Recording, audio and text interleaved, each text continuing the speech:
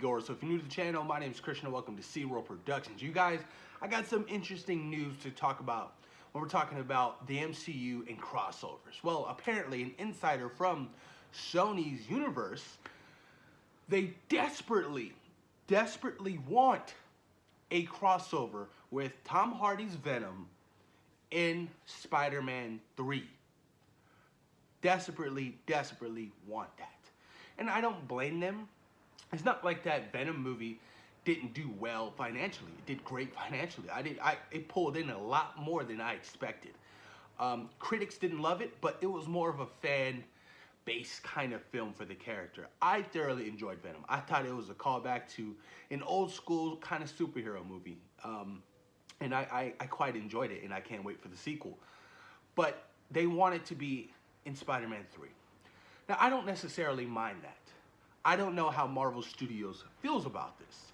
They had nothing to do with that Venom movie. They didn't produce, they didn't do anything with it. Maybe because that simply they don't care for the character like that.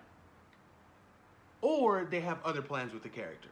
Now, with that being said, how could they incorporate a Venom into Spider-Man 3? Well, I think they should desperately throw in the Daily Bugle. Have Eddie Brock move to New York and start working there while Peter is freelancing for J. Jonah Jameson. That makes sense, right? But Eddie still has a symbiote attached to him until he runs into Peter. Until he runs into Spider-Man.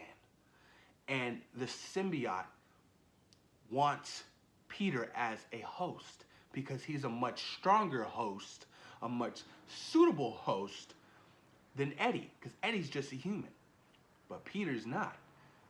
Peter has powers. He's spider-like. That could work.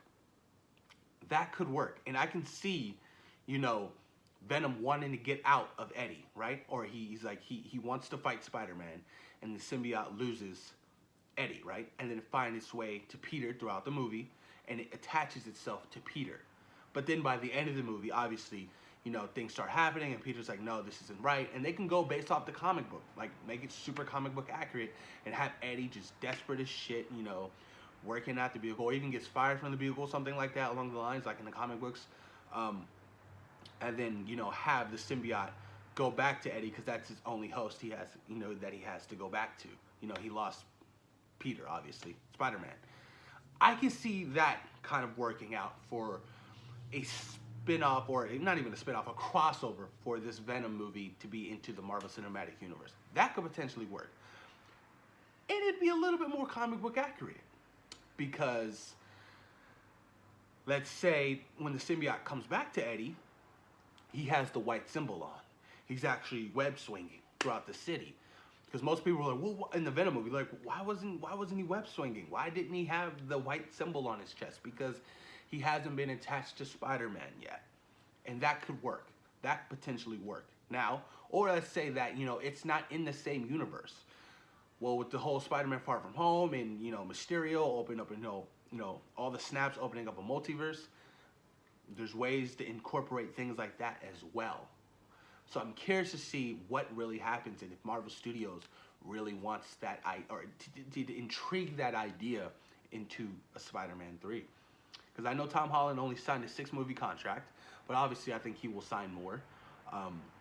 But I'm curious to see where they go with that. I mean, if they do go that route and they have Venom in that movie, then they can, lead up to a bigger Sinister Six. Like, by the 4th film, I feel like Spider-Man will only be the only Marvel hero to have like 4 or 5 movies. I feel like he will only, like, it suits the character. Because Spider-Man, there's so many different storylines you can break up and go with. Like, it's a huge build-up to his universe, But I'm pretty excited, and I can't wait to see what direction they go with after Far From Home. Far From Home comes out, in July 2nd? Just a little over a month, and I cannot wait. I'm seeing it in IMAX. I can't wait to see Mysterio. He's going to be a badass. It's going to be a lot of fun. And I can't wait to see how, the post-Endgame effect happens to the entire world. Like, how do they regroup? That's what I'm really interested in. But push your comments down below, you guys. Let me know what you guys think. Should Venom be in Spider-Man 3? Would you like to see a crossover with Tom Hardy's Venom? and Tom Holland's Peter Parker. Post your comments down below, you guys, and thank you for taking time out of your day for watching Zero Productions. Peace.